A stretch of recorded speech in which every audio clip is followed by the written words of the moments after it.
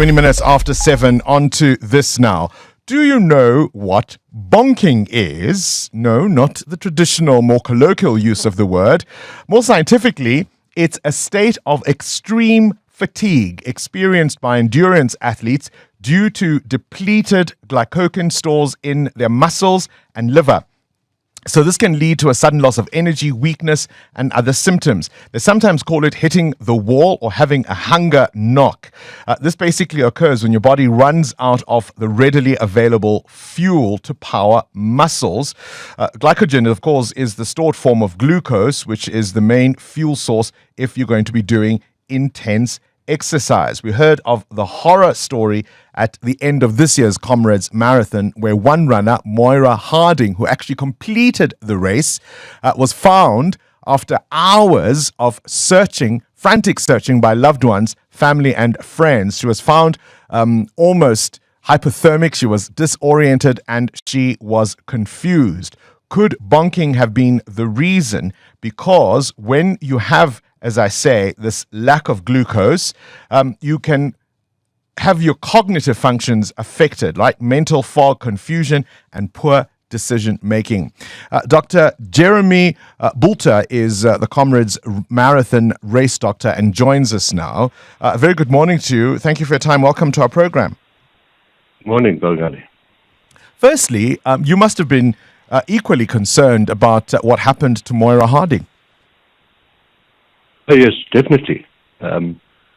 In any situation, one who likes anyone to disappear, and particularly after Comrades, the person who's finished, as you've said, is going to be in a state of fatigue, no matter how easy they found the run that year. So it's always extremely concerning. How often have you seen something like bonking at the end of the race? It's common. You know, a large number of the patients that we treat are simply exhausted, and with the effects of the strenuous exercise done, you get metabolic upsets, you get electrolyte upsets, you get fluid imbalance, all of which contributes to it, and it is a common occurrence. And of course, just for context, and I'm not saying this is necessarily related to that, we're also mourning 2 tragic fatalities at this year's race. No, that is incorrect. To our knowledge, there were no fatalities at this year's Comrades. All right, thank you. That was false reporting. All right, thank you for that correction. That was what I understood. But of course, we have seen people die in previous races, and often that's because of not following medical advice ahead of the race, would you say? It can be, but it can be a totally unknown factor that can cause a sudden death. A sudden death whilst in the process of exercising, like on Comrades, is usually, or probably almost invariably, a cardiac-related incident, and a person may well have an underlying defect of which they're totally unaware. So it's not always possible to anticipate things going wrong to that degree. No, a sudden death in an apparently well runner is usually, as I say, due to some underlying problem. They may well have a flu-type virus in the early stages of the infection, where they are unaware of it in the what we call the prodromal phase.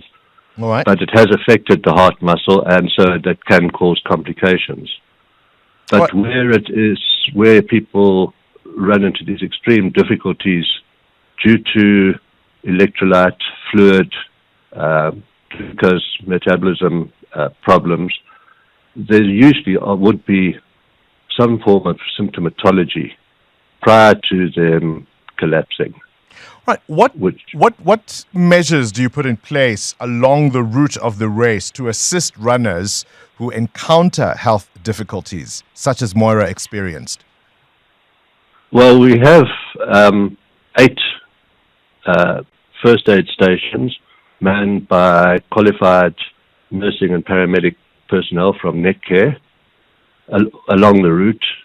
We have, I think it was 16 ambulances, 6 rapid response motor vehicles with advanced life support paramedics, and 6 motorbikes with advanced life support paramedics patrolling the route to be available should anyone need medical care whilst they are running.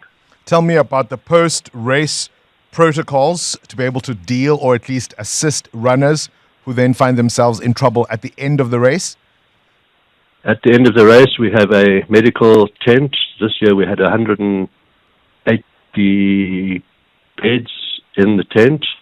We have approximately 65 medical personnel, doctors, ranging from emergency medical specialists through to registrars, to medical officers, qualified doctors and interns assisting us as well, and nursing staff. We have approximately 220 stretcher bearers based essentially on the finish line to carry people to the medical tent. And in the tent we also have a full bed resuscitation area which has full ICU type medical equipment there.